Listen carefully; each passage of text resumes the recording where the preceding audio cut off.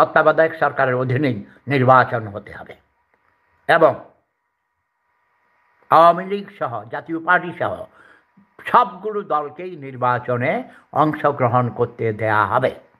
তা নাহলে এই নির্বাচন বৈধ হবে না, গ্রহণযোগ্যতা পাবে না।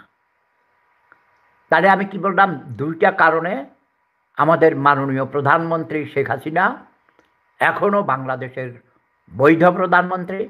নাম্বার 1, তিনি পদত্যাগপত্র জমা দেননি, তিনি পদত্যাগ করেননি, জোরপূর্বক তাকে দেশান্তরিত করা হয়েছে।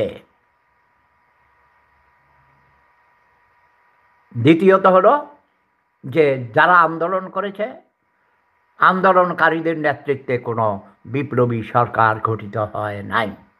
বর্তমান ইন্টারিম গভর্নমেন্ট, অন্তর্বর্তীকালীন সরকার বর্তমান সংবিধান অনুযায়ী মহামান্য রাষ্ট্রপতির কাছে শপথ গ্রহণ করেছেন। সেহেতু মাননীয় প্রধানমন্ত্রী শেখ হাসিনা এখনও বৈধ প্রধানমন্ত্রী। আমাদের দেশের জনগণ এখনও অন্ধকারে হাবুডুবু খাচ্ছে। আওয়ামী লীগের যারা ক্ষমতাচ্যুত হয়েছেন, দেশান্তরিত হয়েছেন, অনেককে হত্যা করা হয়েছে, অনেক এখনও বাংলাদেশের জেলে আছেন। সে কারণে তারা কোনো সিদ্ধান্ত দিতে পারছেন না, তেমন কোনো আন্দোলন গড়তে পারছে না। বাট অনতিবিলম্বেই আওয়ামী লীগের কোটি কোটি নেতা নেত্রী যারা এখনও পদ্মার অন্তরালে আছেন, দেশের বাহিরে আছেন, দেশে লুকিয়ে আছেন, আত্মগোপন করে আছেন এবং আগের থেকেই প্রবাসী, যেমন আপনাদের প্রিয় শেফুদা।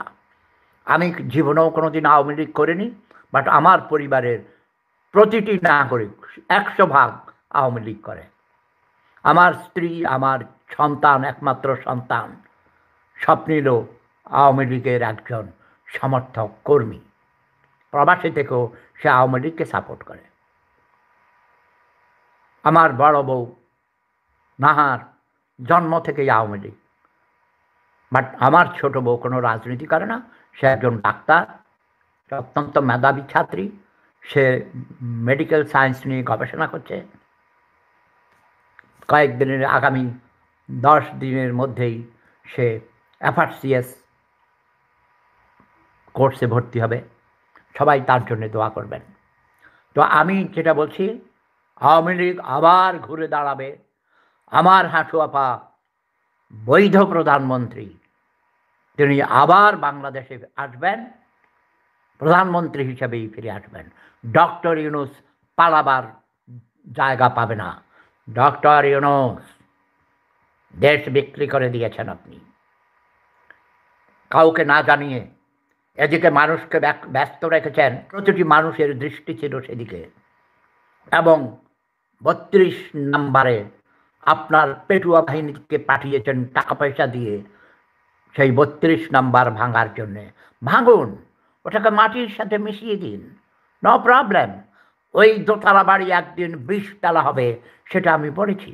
আমি 20 তলা করে দিব, আমি শেফুদা বলছি। Okay, just wait and see. But doctor Yunus, আপনার পালাবার কোনো পথ থাকবে না।